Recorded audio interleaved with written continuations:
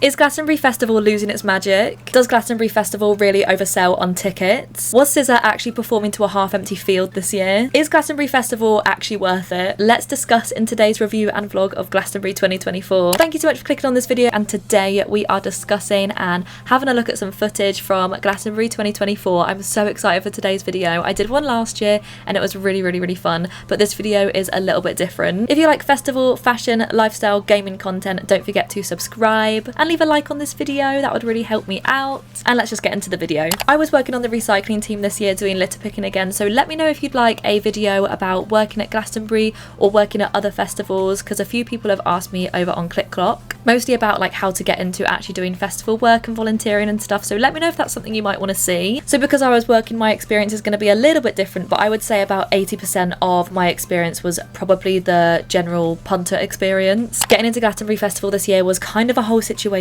We ended up crashing the camper van and it was kind of a whole thing. I'm not going to get super into detail, but basically because of when we arrived, because we were staff, we could arrive a little bit sooner. There was actually no one on the gate that we were meant to be going into, so we got sent along the wrong way a few times, and mum ended up crashing into a lamppost because we had to turn around on like a one-way system a few times. And I think this was probably due to a little bit of miscommunication in that sort of area where we were. I'm not sure how it is going into the festival as a punter, as I've always worked at festivals and I've always gone with my dad, who used to work like in the Greenfields when I was younger. So I've actually never had a ticket for Glastonbury because I've never been able to get one, so that's why I always work. All I can say is when you're getting into the festival, just expect to be walking for at least half an hour to wherever you are going. But from what I can tell, it's quite simple to get into the festival and get your wristband and everything like that if you're a regular ticket holder. There is so much transportation available for people going to Glastonbury: public transport, trains, coaches, you can buy your coach packages, everything like that, and it is so well organised. Obviously it's been going for years and years and years, and it's one of the biggest festivals probably in the world, right? But again, make sure you are prepared for walking with all of your stuff, and if you are driving, make sure you do a couple of trips to and from your car, especially if it's really hot, because I definitely think this will be quicker than trying to take all of your stuff in, unless you're a light packer, unlike me. First trip onto site.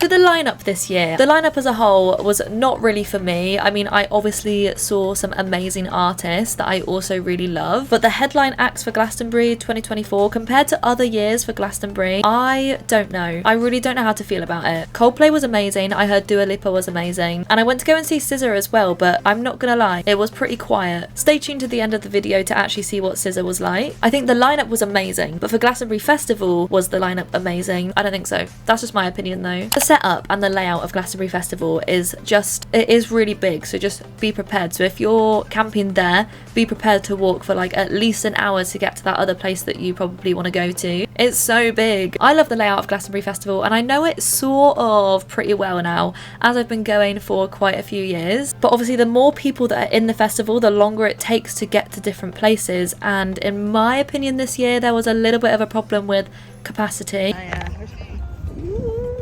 Buzz, buzz, buzz. Guess who's here? Yeah, I need to get out. Oh, in the sunshine. The sound systems were unreal, so bring your earplugs if you're going. And in terms of not music things to do, there's green fields, healing fields to do arts and crafts, get massages, circus acts, dance classes, comedy, walkabouts, shopping stalls, and weird and wonderful things in Southeast Corner, and obviously in other areas of the festival as well. From what I can tell, the accessibility at Glastonbury is pretty good. There's lots of viewing platforms, separate entrances, and everything like that. Not really sure what other steps Glastonbury take to ensure people with those needs are actually taken care of when they go to the festival. If you love food, you will love Glastonbury Festival like me. Honestly, you can get every single type of food, I swear down, and everything is always so good. The people that provide food and are working on the food stalls at Glastonbury have usually been doing it for a few years, so they know what they're doing. The quality is up there, and Glastonbury come back to them and choose to have them back every year, so the food is actually amazing. I personally think the cost of a regular punter ticket is 100% worth it. It's around the same sort of price point for a few other festivals that I love, like Boomtown and even Shambhala this year, the price points are really similar, but the experience you have at Glastonbury is like no other. I genuinely think everyone needs to go at least once in their life. I was blessed to not have to pay for a ticket, but let me know if you want me to do a video talking a little bit more about working at festivals and how that sort of works. So I got quite a lot of food provided for me, I had showers, it is voluntary work as well what I was doing, but if I could actually get hold of a ticket I would definitely pay full price for a Glastonbury punter ticket. 100% of the staff that I came into contact with were so nice, especially as we were camping near Pedgate Seat in the camper van, going in and out of that field. The security on that gate were immaculate vibes. They were so funny, they were having such a good time. Just all of the staff was so nice. So the toilets, let's not even talk about the toilets. They are the worst toilets you will probably ever use in your whole life. I'm sure you can pay for upgrades somewhere in the festival for extortionate prices, but just come prepared, physically and emotionally. These toilets are unspeakable. There were some portaloos at the bottom of our camper van field though, so I was blessed. So the vibe of Glastonbury this year, I'm honestly like in three minds about this. I feel like the audience for Glastonbury has drastically changed, and I completely understand why. Obviously some people can't go to the festival anymore who used to go to the festival, and it's going to be younger people coming to festivals obviously. But I did find it really odd because I feel like the majority of people I saw were in their 20s and early 30s. I'm just wondering where everyone else has gone. Maybe I thought about this a little bit too much and I'm probably wrong about this, but everyone just seemed so young.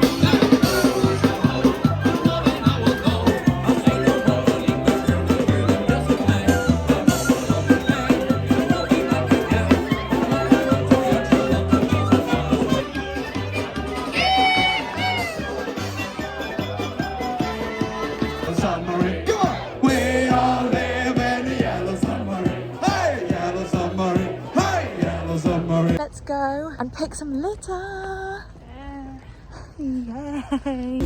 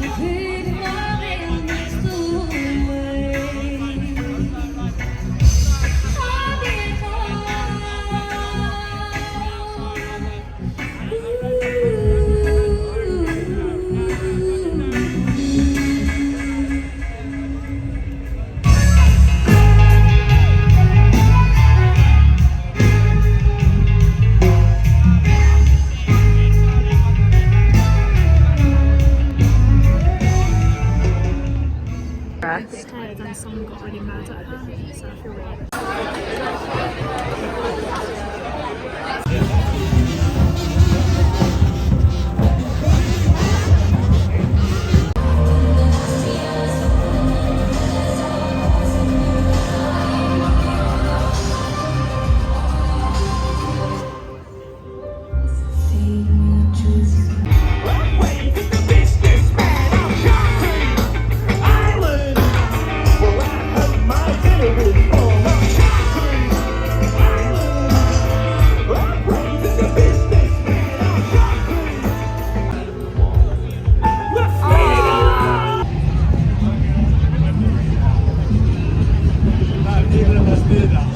I love these, they're so funny.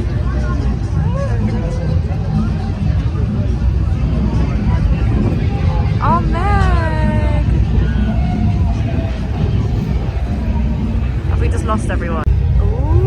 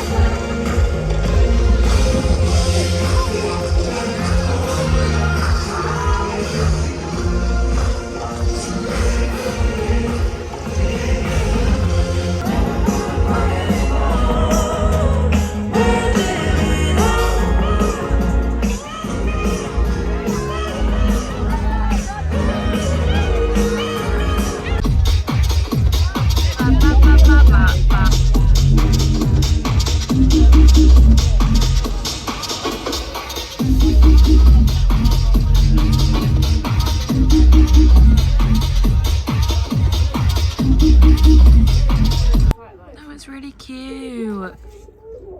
It is cute. Slay.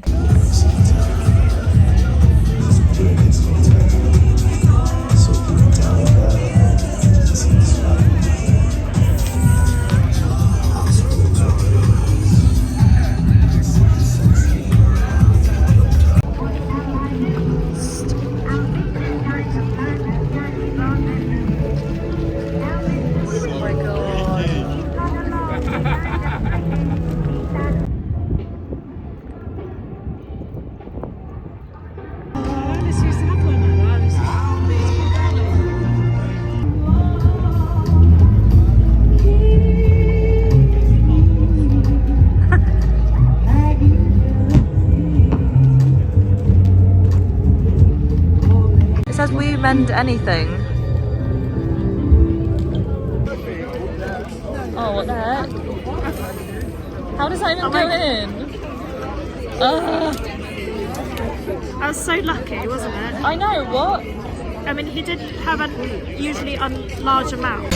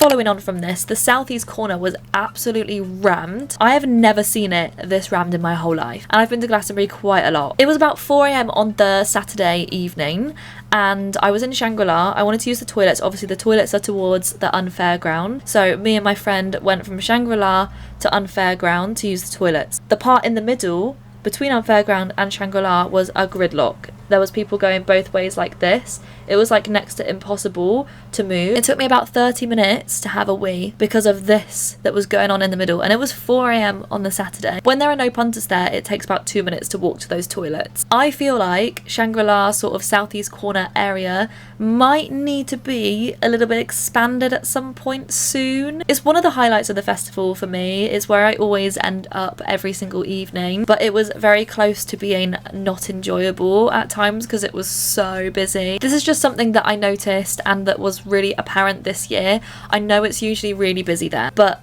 a half-hour walk instead of a 2-minute walk just to have a little wee, I just don't get it. Another thing to note is that I feel like some of the venues that were chosen for certain artists were either way too big or way too small.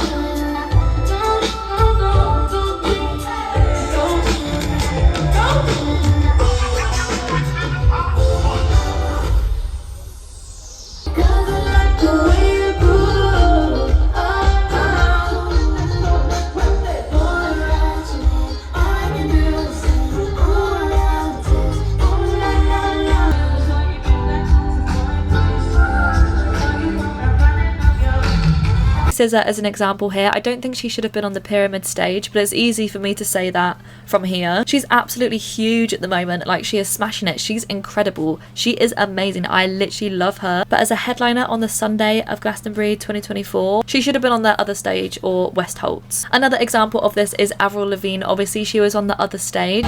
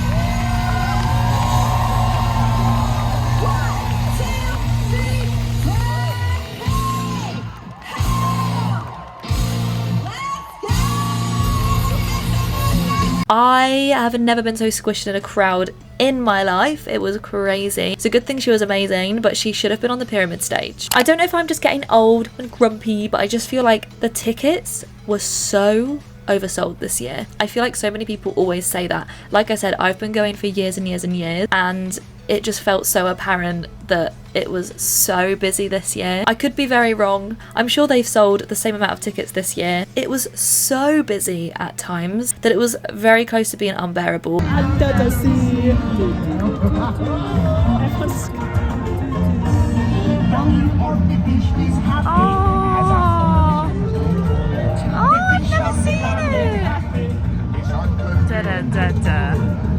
I've never seen it. I've literally never seen it before.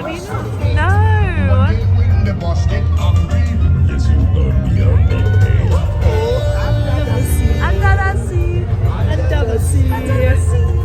This is better than Sizzle. It's so. There's some flashes on the mic, screaming things is what I like. If you want to join my crew, this is what you have to do. Wave your hands in the air, wave around like you don't care. Ladies, I'm your ginger crush. Give it up for Basil Brown.